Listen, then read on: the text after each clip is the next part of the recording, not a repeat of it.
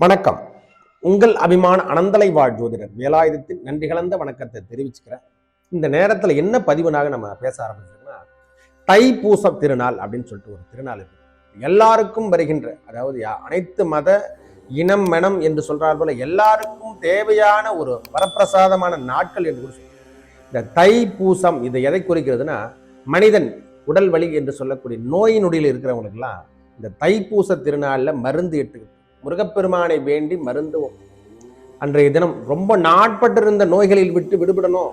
எனக்கு ரொம்ப நாளா எனக்கு வயிற்று வலி இருக்குது, ரொம்ப நாளா எனக்கு உடல் பிரச்சனை இருக்குது, ரொம்ப நாளா எனக்கு தொந்தரவுலாம் அனுப்பிச்சிட்டு இருக்கேன், தேவையில்லாத பிரச்சனைலாம் இருக்கு சுவாமி, என்ன மருத்துவம் செய்தாலும் எனக்கு நிவர்த்தி வரமாட்டது. இந்த விஷயத்திலிருந்து நாம் எப்படி வெளியே வர முடியும்? இறைவனிடத்துல நாம சமர்ப்பணம், அந்த முருகப்பெருமானையும் சிவபெருமானுக்கிட்ட அன்றைய ஒரு நாள் அன்னை உமையவளையும் வேண்டிட்டு இந்த தைப்பூச திருநாள்ல அன்றைய தினம் படைச்சிட்டு முருகனை வேண்டி அந்த மருத்துவத்தை அன்று ஆரம்பித்தால், அதாவது புதிய மருத்துவமோ முதிய மருந்தோ நாட்டு மருந்தோ சித்த மருத்துவமோ அன்றைய ஒரு நாள் நாம் எடுத்துக்கொண்டால் தீராத நோய்களிலிருந்து விடுபடலாம் என்று சொல்லக்கூடிய நம்ம முன்னோர்கள் அகத்திய பெருமானால் எழுதப்பட்ட ஓலைச்சூழல் இருக்கு. இந்த தைப்பூச திருநாள் அதுக்காக தான் கொடுத்துக்கிறான். அதாவது இல்லறத்துல இன்பம் இல்லாமல் வாழ்ந்து கொண்டிருக்கிறவங்களுக்கெல்லாம் இது முதல்ல, அதாவது நோயற்ற வாழ்வு குறைவற்ற செல்வம். எதை சொன்னாங்க நம்ம முன்னோர்கள்? நோய் நொடி இல்லாமல் இருந்தால் நம்ம அதை பொழைச்ச முடியும்.